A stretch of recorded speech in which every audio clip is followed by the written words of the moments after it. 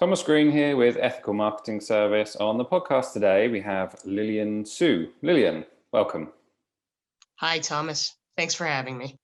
It is my pleasure. Would you like to take a moment and tell the audience a bit about yourself and what you do? Sure. I am a longtime publicist and PR coach, and I focus primarily on helping creative entrepreneurs build healthy PR mindsets and create the building blocks of a successful PR strategy.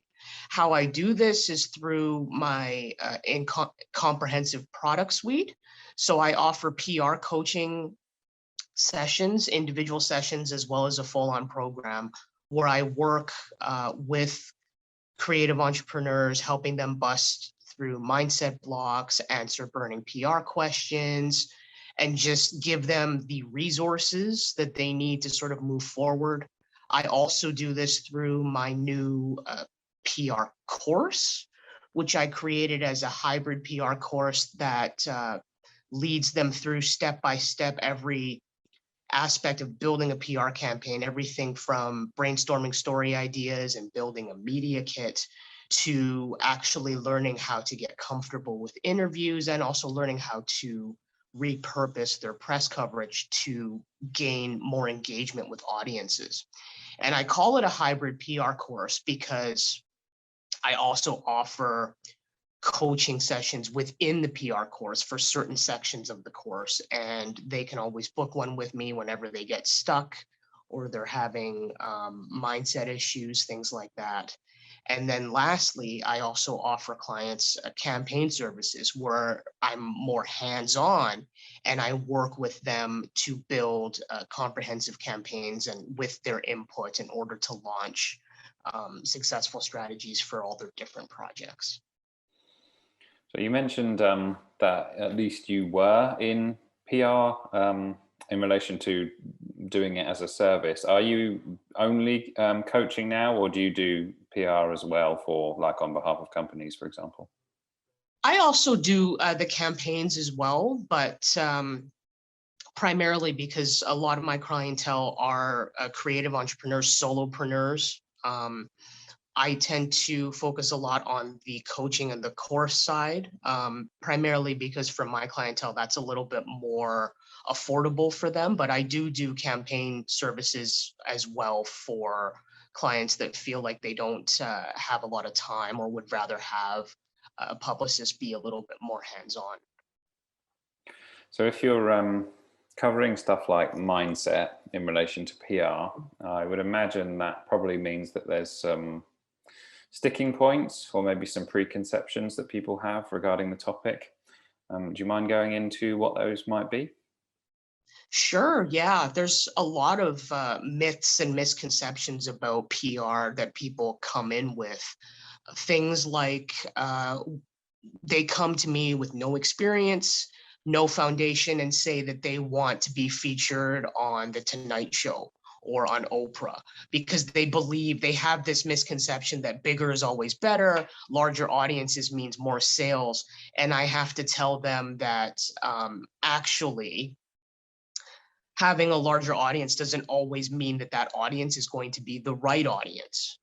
And with the landscape being as competitive as it is, you really want to reach the right audience of people that are going to want to buy your services, review your books, watch your films, whatever it is. And just because a high profile media outlet has a larger audience doesn't mean that audience is always the right people.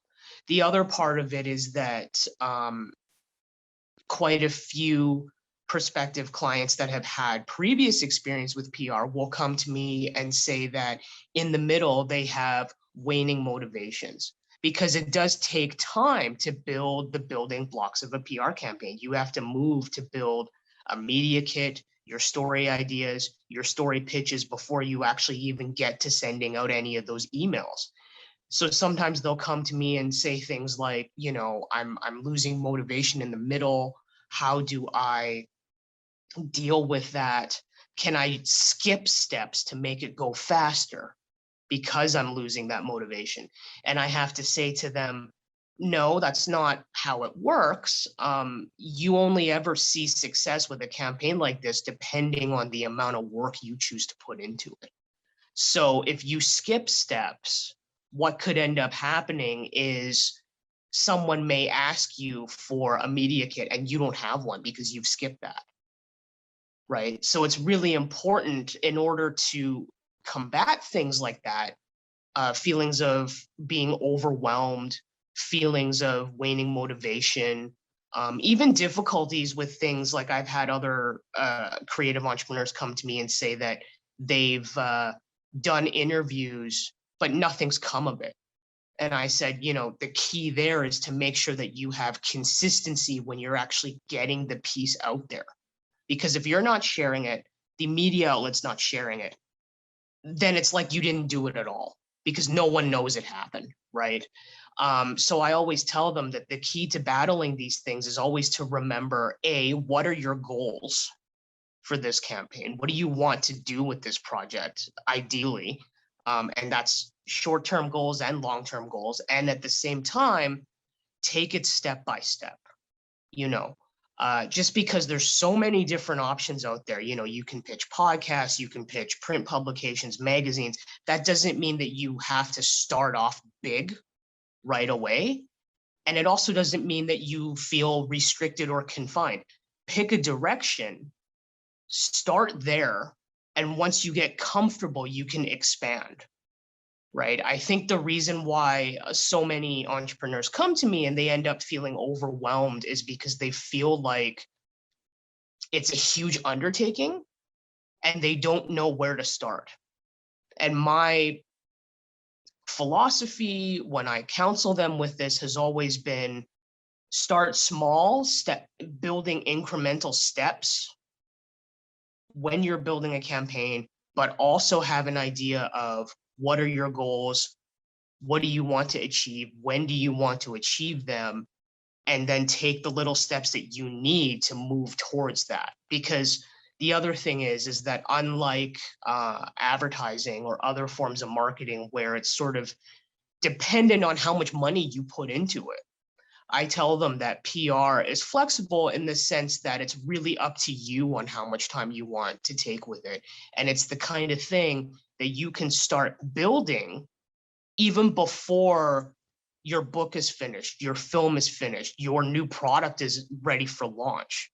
Because the pieces that you build for it, so your media kit, your story ideas, your media list, those will stay with you. You never have to build them from scratch again, just update them occasionally. So these are things that you can do leading up to a launch, even if it's 6 months out, so that you can get that part of it out of the way and then not have to worry about it when, your project is ready to go.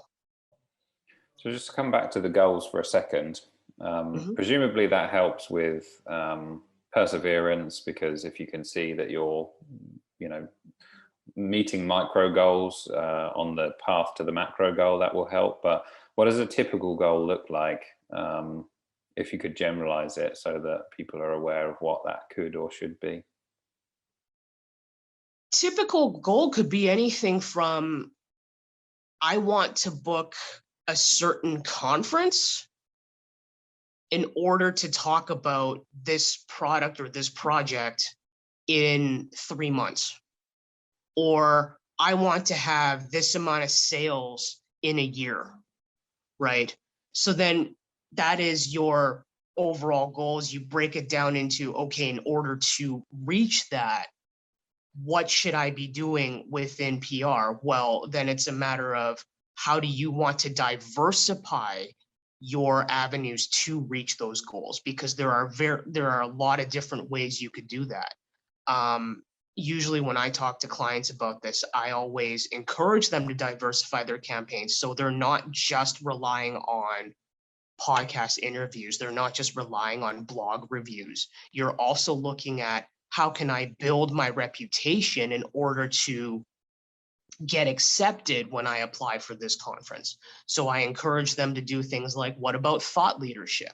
Have you thought about creating guest articles to post on these different blogs and these different websites that will help you build your reputation as a industry and genre expert, right? In order to get, because they can't, when it comes to anything, whether you're going for a review, whether you're going for an interview, whether you're applying to speak at a conference, they get so many requests all the time.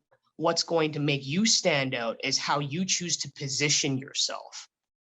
And how you position yourself also really focuses on mindset, because it's not just about how you want other people to see you and to see your brand. It's also how you see yourself. And how do those two things connect with each other? How do you position yourself the correct way so that you're presenting your brand the right way and people know that, oh, if Jane Smith applies for this conference, she's this kind of entrepreneur, she can speak on these topics, and therefore we should book her for this. It's interesting because I have wondered previously about, for example, writing on Medium or writing for Forbes or something, whether people get a return from that. But you just highlighted that it may be the case that that's not even the goal. The goal actually might just be for, authority, essentially. Just like anything in the world of PR, building the thought leadership piece, that takes time as well. Just publishing on Medium or on Forbes once is not going to get you where you need to go. It's all about building that foundation consistently and sharing your insights, your experiences, your knowledge with your target audience on these different sites in order to get out there. And the other portion of the consistency piece that I mentioned earlier, when it comes to any sort of press coverage or guest articles, is the consistency in promoting it. And I think where a lot of entrepreneurs tend to go wrong with that is that they think just sharing the link a few times is going to be enough. Well, no, because audiences absorb things in different ways. There's going to be people that like to read more, people that like to watch things more, people that like to listen to things more. So the more that you take that one piece and you repurpose it in text, images, audio, and video, the more you're going to reach different members of that audience that is going to remember you putting that piece out, and they're going to engage with it because it's memorable. So that's the other piece of it too, is getting consistent with writing the guest articles, getting consistent with doing the pitching, and getting consistent with the promotion of the pieces when they do go live. You mentioned that you work with solopreneurs, and that if it's a campaign, for example, it might be, should we say, intimidating to start, which I'm sure your course would help with. But if it's, do you sort of notice anything or are aware of anything where you could say, if people just did this really simple thing, it would be better than doing, nothing at all, which is what a lot of people tend to do. Does anything spring to mind there? I think if there's anything simple about PR, if I was to break it down into its essence, and if someone came to me and said, how do I get started? I think one of the easiest things that people can do, and this applies to marketing across the board, is to really focus on what your goals are. I don't think people do that enough. I can ask them questions like, if you put out a book as an example, your intention is to not put out that book and have nobody read it, right? So if you know the answer to that question, if the answer to that question is no, then how do you build that readership? What are your goals to build that readership? I think it's really, that's probably the clearest thing to me, is that a lot of the people that come to me have very, very vague notions of what their goals are, of what their end game is. They have very, very vague notions also about who they are and what they do. Because what I challenge a lot of clients to do whether they are working with me on a campaign, whether I'm coaching them, whether they're going through my course, is when you start off on a campaign, you really have to dig deep and focus on not just what you do, but why you do what you do and how you do it. Because in today's day and age, there are thousands of people that could say they do what you do, but what is going to make you stand out, no matter what aspect it is that you're doing, is like in terms of getting interviews, getting reviews, applying for conferences, writing guest articles, whatever it is, it's how you do it and why you do it. Because that's what makes you unique. And I don't think enough people spend enough time really digging down deep and thinking about that, because they spend so much time working on getting their projects out, and then once it's out, they're like, oh, I have to move to the next one. Well, then 6 months later, you're sitting there wondering why sales aren't where they should be. You know, you're not getting the brand awareness or engagement in terms of where you want it to be. And I think it's because they don't spend enough time thinking that what they do and how they do it is unique. I think we are conditioned, unfortunately, going into anything creative, going into anything business, to think that we have to follow what everyone else is doing for marketing because it's worked for everybody else. It's the industry standard. Therefore, we need to follow it because that's the way it's always been done.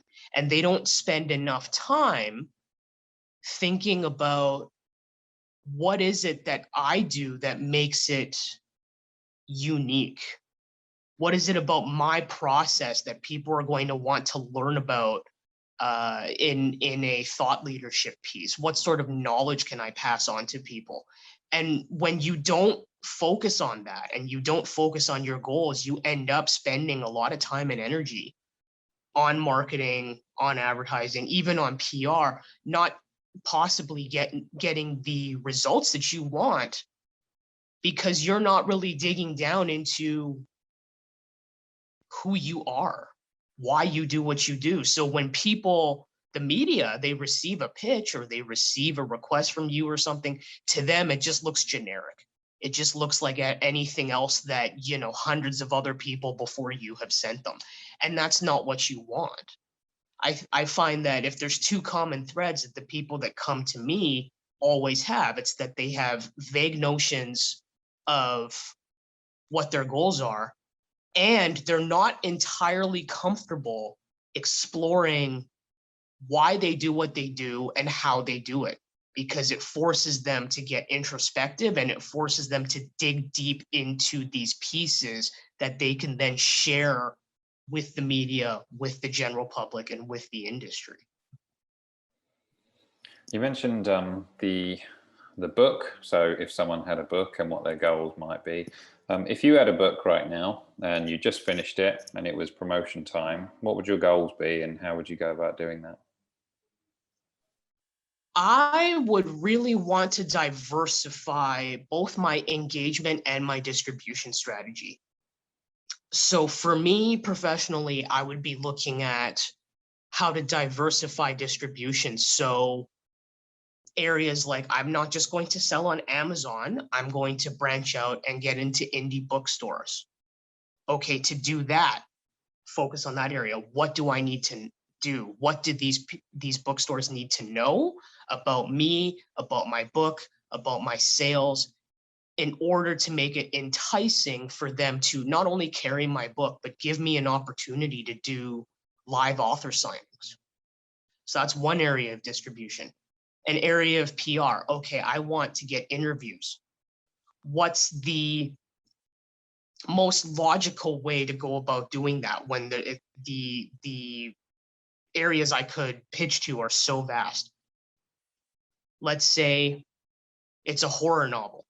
I'm going to go genre specific because I know these guys cover this genre and therefore it would increase the likelihood of them wanting to interview me, wanting to review my book. So I'm going to focus on genre-specific media for now to build a strong foundation for a PR campaign. Book boxes for distribution. How do I go about catching the attention of people who are running book box subscription companies to carry my book? What are some of the ways that I could do research into that in terms of what they're looking for? Is there an application process I have to go through? If there are festivals and conventions coming up, okay, how do I go about researching what's coming up in the calendar year and into next year that I might be interested in applying for? What's the application process?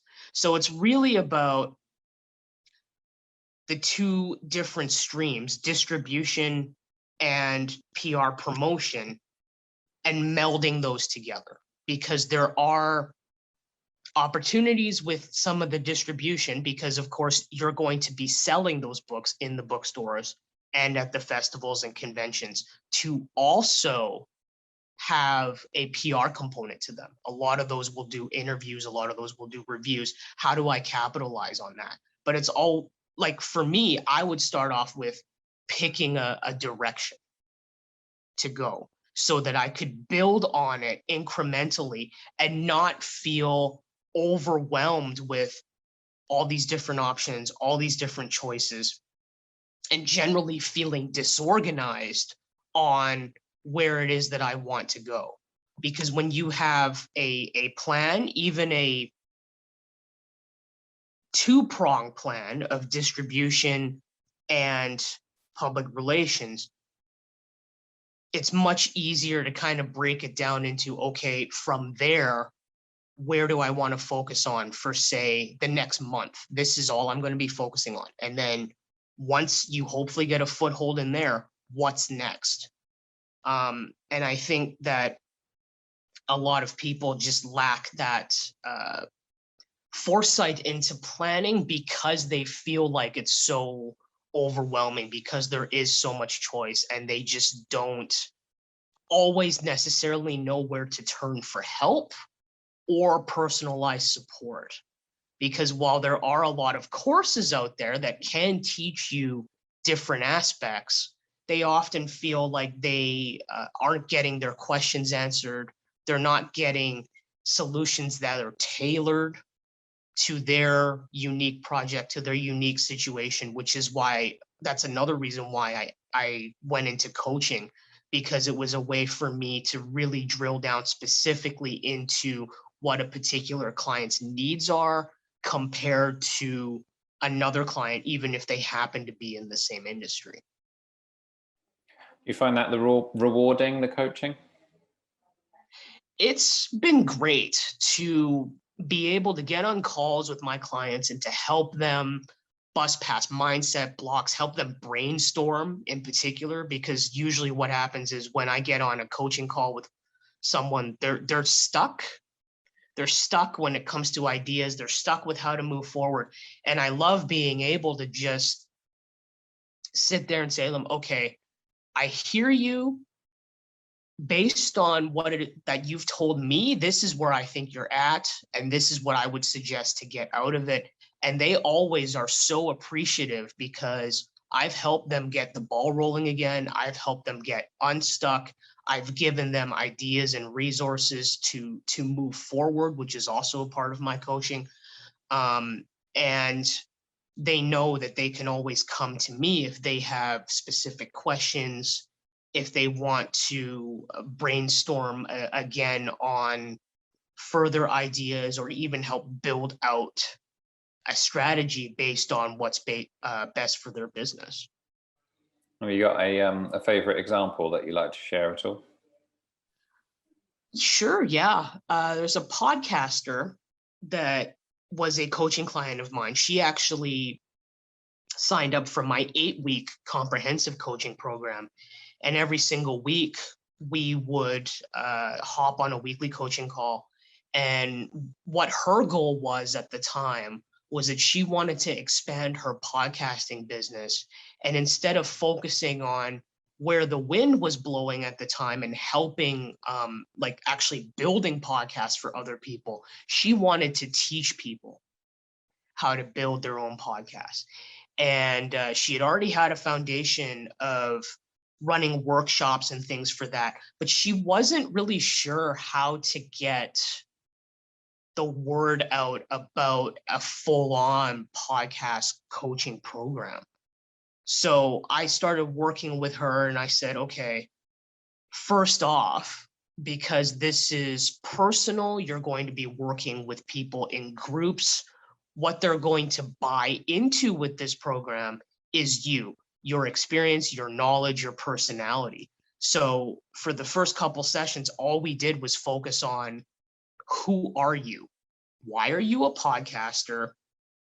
What is it that you get out of it that you find really rewarding, that you want other people to learn from you on it? And from there, we moved into building out her media kit, assets that people would want to share on social media when it comes to her getting interviews. We talked about her social media strategy on how she wants to get the information out about her podcasting program. And I really helped her focus down on, look, it can't be generic. It has to be specific. Think about the value that you're giving these prospective students of yours. What is it that you want them to, tell them? What are you teaching them in the program? What's the transformation and the results they can expect? And at the same time, allow them to connect with you, to talk to and tell them about your experiences podcasting, some of the mistakes and the lessons that you've made and that you've learned that you want to help them avoid by building this program. And at the end of every session, I always used to tell her, hey, you can always send me questions on Instagram. You can always send me an email. I will, send you resources for this coaching call that you can build on. And at the end of every call, she would always tell me, Lilian, I feel so much better now. There's so much more clarity to what it is that I'm doing. And it's really helping to be able to hop on every week with you and talk this through. Otherwise, she said, I'd be stuck. I'd be in stasis. I wouldn't know where to move forward. And I always told her, hey, this is what I'm here for. If you have any questions, to always send them to me. And to me, that was a really rewarding experience for us both, because she was getting ideas, the knowledge, and the expertise to help her move forward. And for me, I was able to learn more from her on what she needed on a weekly basis. Coaching is great in the sense that it is very tailored, it's very individualistic. You can have sort of a general framework of what clients can expect from you when they come in to do coaching with you, but when it comes to actually booking a session, it's always about figuring out where people are at. So at the beginning of every session, whether it's a solo session, whether it's part of my coaching program, I sit down with my clients and I always go, okay, tell me what's going on. Tell me where you're at. And from there, I tailor the program to really meet their needs, because there's some clients that need more of that social media piece in addition to PR. There's other clients that are focusing more on the distribution side of things on top of PR. So looking more into that. So it's one of the reasons why I decided to add it on to my product suite, is because I really wanted to be there on a personal level for people, to really help them through what they were going through. And although there's definitely a general framework to PR, I think what a lot of the other agencies and even solo practitioners are missing is the fact that they don't always have that personalized element. When you're doing campaigns, particularly if you are used to doing campaigns in a particular genre, it can kind of get on autopilot sometimes because you have the same lists. You're going through sort of the same motions to write up a story pitch.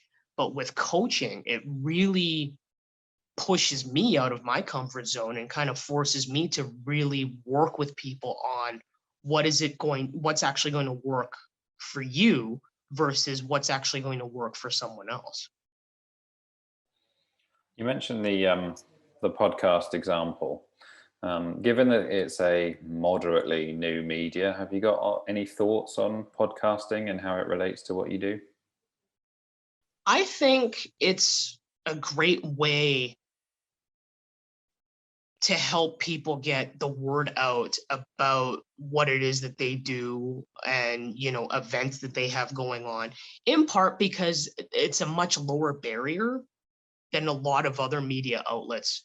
I don't know exactly how it is in the UK, but certainly in Canada, here in Canada, in the US, in the last 7 to 8 years, we have seen our mainstream media shrink quite a bit. So what has happened is that in the midst of all the layoffs, the buyouts, and the early retirements, you have newsrooms now that are short-staffed. You have one person doing the job of 3 people. So consequently, that's had a huge impact on the world of PR where you might have been able to get coverage. Particularly in I've noticed it in arts and entertainment. I've noticed it in food and beverage. I've noticed it in travel tourism. You might have been able to get coverage, say 10 years ago, because they had the people. Now it's become much harder and much more competitive to get noticed by mainstream media, particularly if you have no foundation, you've never done any PR at all, because those areas have shrunk. And with the rise of podcasts, it's a much lower barrier to apply on a podcast to talk about, to give your opinion, your insights on things, to talk about new projects that you have going on. Also, because there's so many.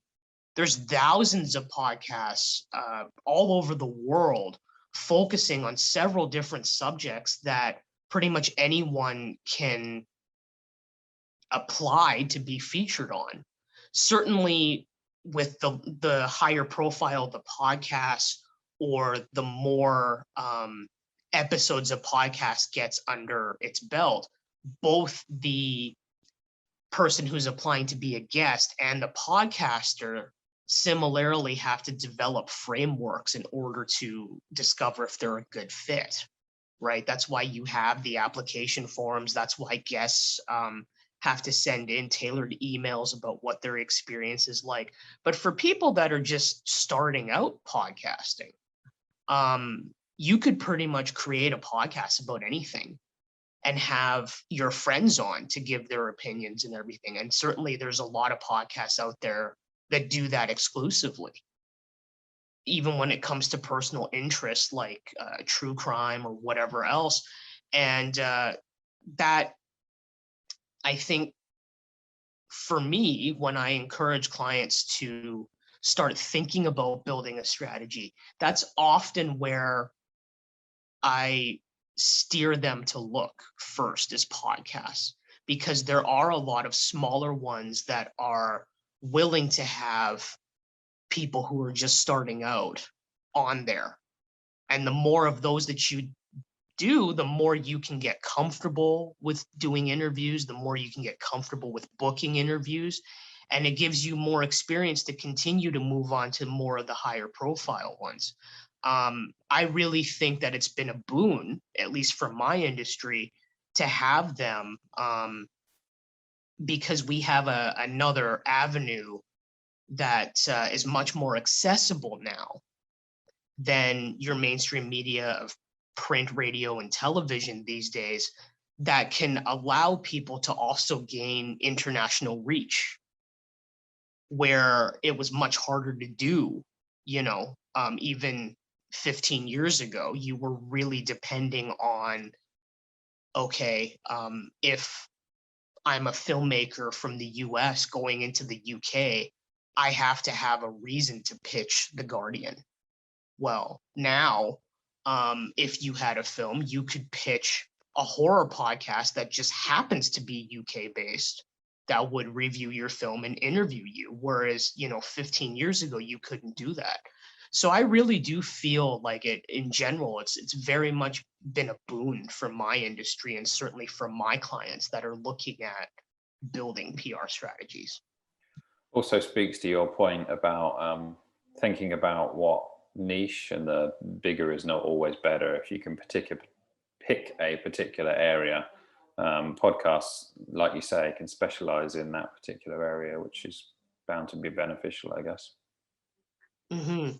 Absolutely. What was it like to create the course? That was really interesting. I called my course the Attraction Blueprint because it is a blueprint of how to build all the different building blocks of a successful PR strategy. I broke it down into 12 chapters, 33 lessons, and I really had to think about, okay, if I was to say teach a course in person to people that had no knowledge of PR whatsoever, no foundation, what are the different aspects that I would want them to know?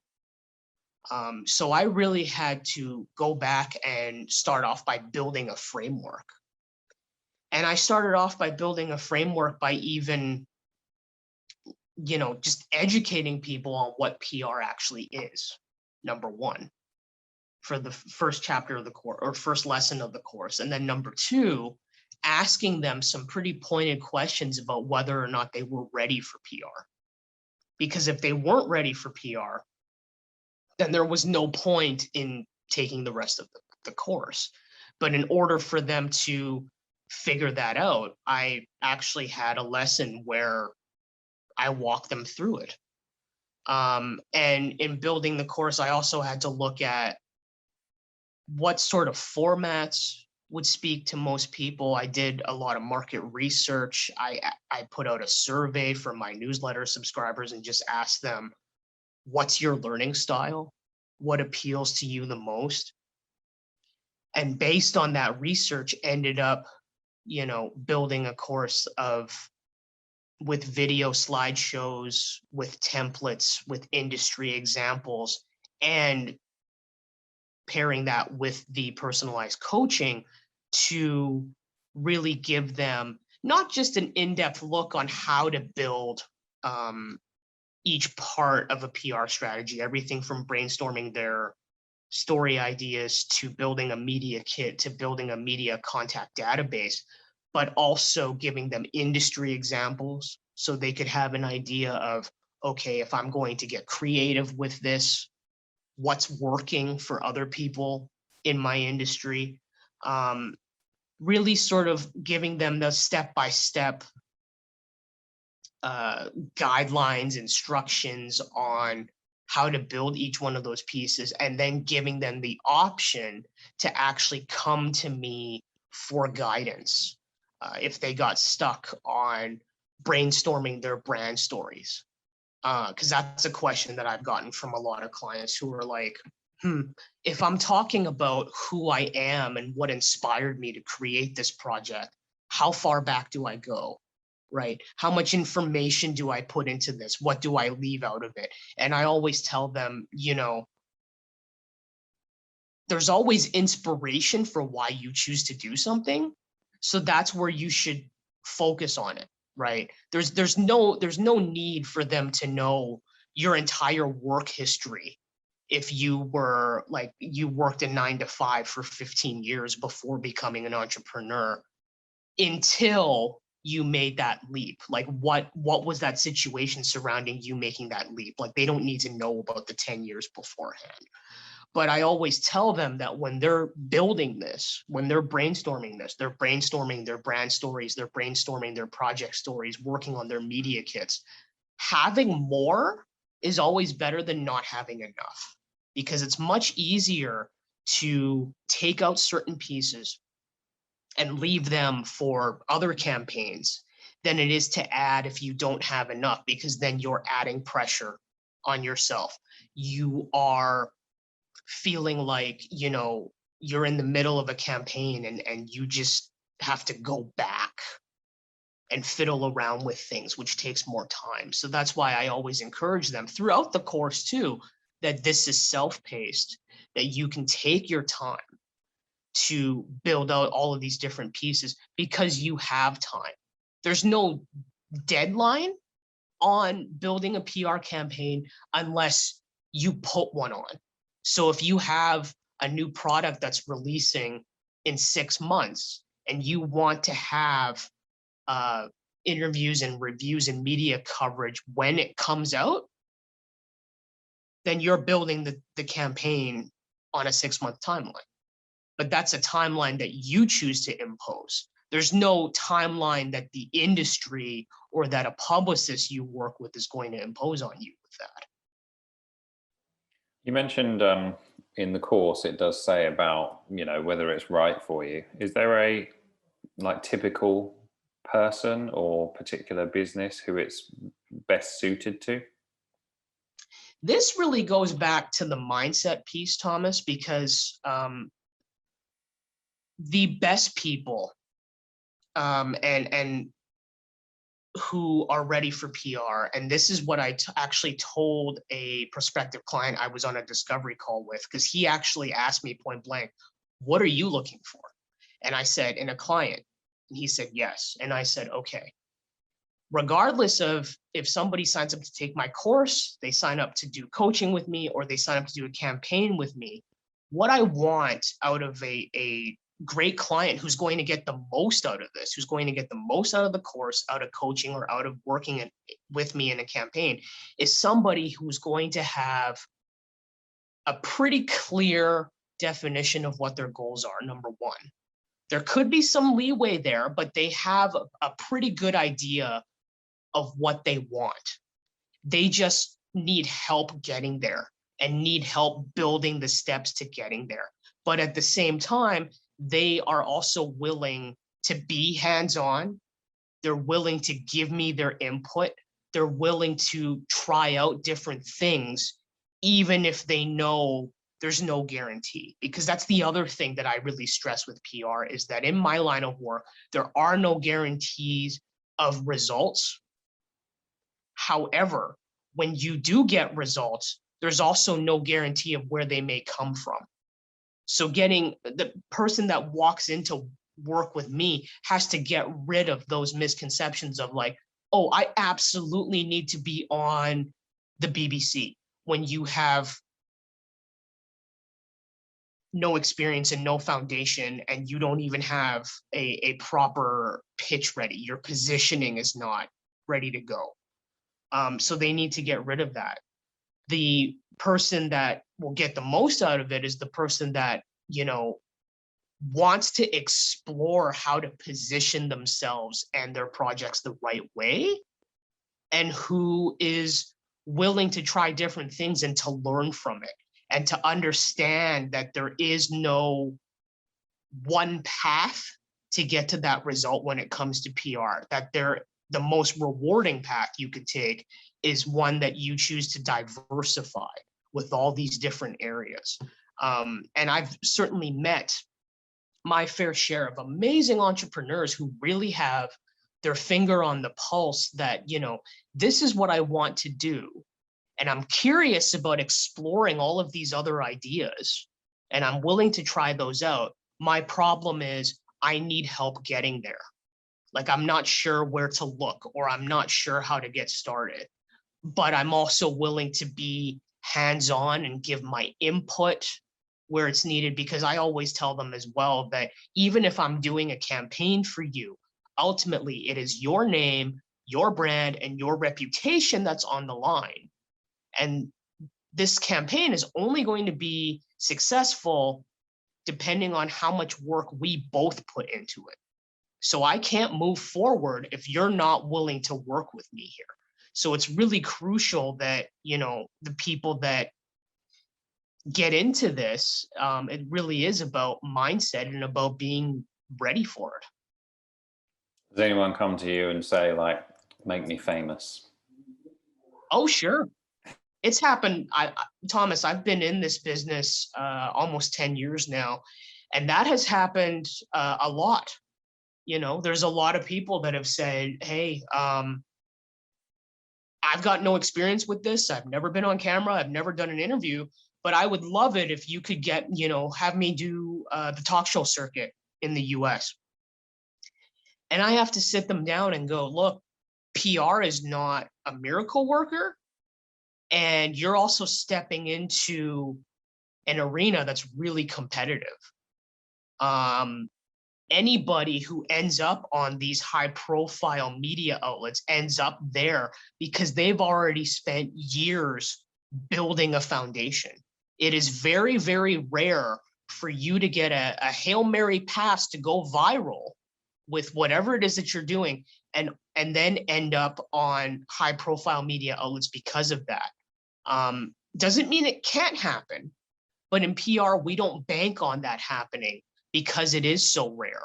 We would rather you spend time building up your foundation the right way and actually reaching out to the right people in order to continue to incrementally move up to high profile. And of course, there's people that will then say, then I don't want to spend the money. I would rather spend the money for advertising to see results. And I go, that's fine. PR is not for you.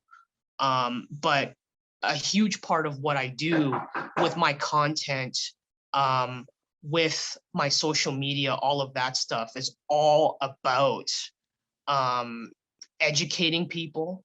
It's about adding value to all the actionable tips and strategies that I give people, and also busting down those misconceptions and those myths about PR so that they have a better understanding of, if you are thinking about moving into this arena, this is what you can expect.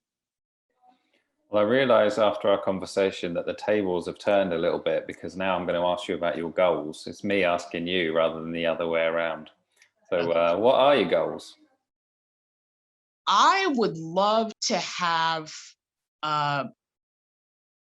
just really help enough creative entrepreneurs build successful PR campaigns that will help them become global industry experts, global industry leaders, because there's so many people that doubt themselves. There's so many people that believe they don't have the potential to do that.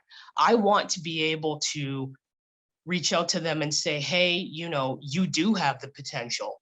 It's all about positioning that properly. It's all about finding that. I want to be able, ideally, to help hundreds of creative entrepreneurs find that and continue to build on it. I think my business philosophy has really been like that proverb where he talks about, when you teach a man to fish, he'll eat for a lifetime. That's why I do what I do, is to be able to impart the knowledge, the mindset, the proper resources and skills to creative entrepreneurs so that they can continue to take this into every project they do, every product they launch, all of those things. I really want to be able to have that positive impact on them and to help them reach their fullest potential, because too often I see people curtailing their own potential. It's no one else doing it towards them or for them. It's the fact that they themselves, with their mindset, they come out of it saying, oh, I can't compete, or, oh, I can't get that interview the way someone else got because, I don't feel comfortable, or, oh, I can't do this because it's too overwhelming. And my job as a PR coach is to help bust them out of that when they're ready, because they're tired of doing the same things over and over again and not seeing the results that they want. Great answer. Is there anything that you would like to mention which I haven't asked you about today regarding the topic of PR? Just that I think at the end of the day, people should really remember that it is not scary when you take it step by step and day by day. When you break it down into its essence of these are my individual goals that I want, how can I get there? And what is it that I'm doing so far that isn't helping me get to where it is that I need to go? And I think that's the thing that's really key, is that nothing is overwhelming. Nothing has to be scary if you break it down to bite-sized chunks. And that's really what I would want people to take away from it, is that as long as you have an idea of what your goals are and an idea of where you'd like to go, even if you feel like you need help getting there, that is a start. Lilian, where is the best place for people to find you? I'm definitely really active on Instagram. My handle there is Lilian Sue, copywriter PR, all one word, no spaces. So I'm really active on there. They can find me on Twitter as well at lsue23. And they can always catch me on email, Lilian at in retrospect writing services.com. You know, any questions they have, I'm always responsive on social media as well as through email. If they want to know more about PR coaching or my course, or just any questions in relation to PR, I'm always here to help. All right. Well, thank you very much for your time today. You've been a great guest. I appreciate it, Thomas. Thank you for having me.